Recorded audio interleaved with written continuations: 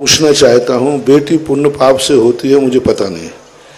पहले बताओ, आपकी शादी में जो दुल्हन आई वो पुण्य से आई के पाप से? इतना सा बता दो। जो बेटी है कल ही वही तो बहू है ना। तो आपकी जो शादी होती है वो पाप कर्म के उदय से कि पुण्य कर्म के उदय से है? पाप कर्म के उदय से हो तो आज अभिशाप दूं कि आज के बाद तुम्हारी कोई शादी नहीं होना चाहिए, क्योंकि पाप कर्म का नियम करो। रोते फिरते हो माँ के छोकरे की शादी हो गई कोने, अरे वो मैं राजस्थान ही भूल गया, ये तो बुंदेलखंड है।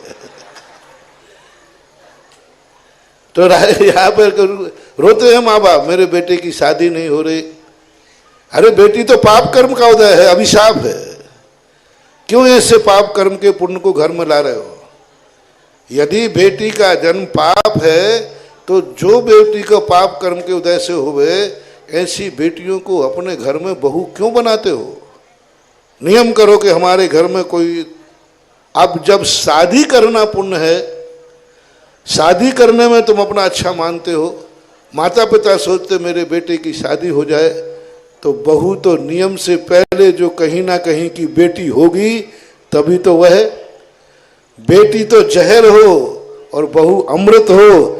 ऐसा तो मैंने आज तक देखा नहीं है कि आम के पेड़ पर कांटे लगे और बबूल के पेड़ पर आम लगे। नहीं महानुभाव, नहीं मानना चाहिए, संसार बिगड़ जाएगा।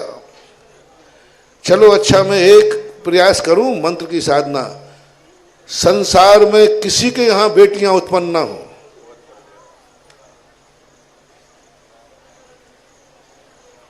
सबके यहां छोरे ही छोरे उत्पन्न हो। आप सपोर्ट करो तो मैं आज से ही साधना शुरू करूं, और मुझे तुम्हें मालूम है कि शांतिनाथ भगवान मुझे वरदान दे देंगे, पक्का है। सबका शेयर करो, सब मुझे इस बात का सहमति दें कि आज के बाद ये पूरे संसार में किसी के यहाँ बेटी पैदा नहीं होगी, क्योंकि बेटी का उत्पन्न होना अभिशाप है, पाप है। हाथ उठाऊं? और बिल्कुल पक्का कह रहा हूं, मैं कर भी दूंगा। पर एक ध्यान रखना, किसी के यहाँ बेटा किसी के यहाँ बेटी, ये मेरे से नहीं होगा। या तो सब लोग नियम कर लो कि आज के बाद किसी के यहाँ बेटी पैदा हो ही नहीं, सब बच्चे बच्चे पैदा होंगे, छोरे छोरे होंगे। सोचो कभी ऐसा हो तो क्या हो? बोलो ना, क्या होगा?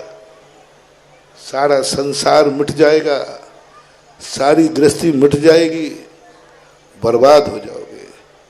प्रकृति का बैलेंस है संसार में, ना बेटा शुभ है ना बेटी अशुभ है।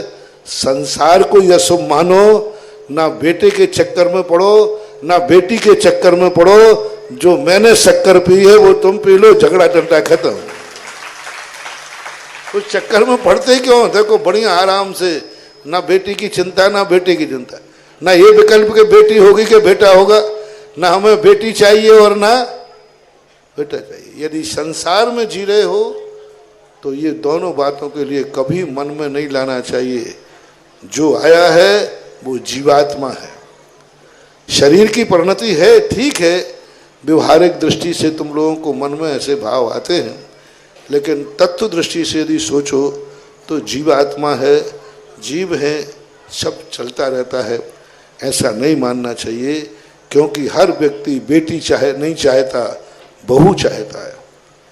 हर व्यक्ति बहू चाहता है, बेटी नहीं चाहता। ये उसका सोच है। बिना फसल बोए, बिना बीज बोए फसल को चाह रहा है, कैसे संभव होगा? ऐसा नहीं है। सभी जीव अपने अपने योग्यता के अनुसार अपने अपने स्थान पर पुण्यवान है। महिलाओं को भी सोचना चाहिए कि बेटी नहीं होगी तो माँ भी कैसे होगी।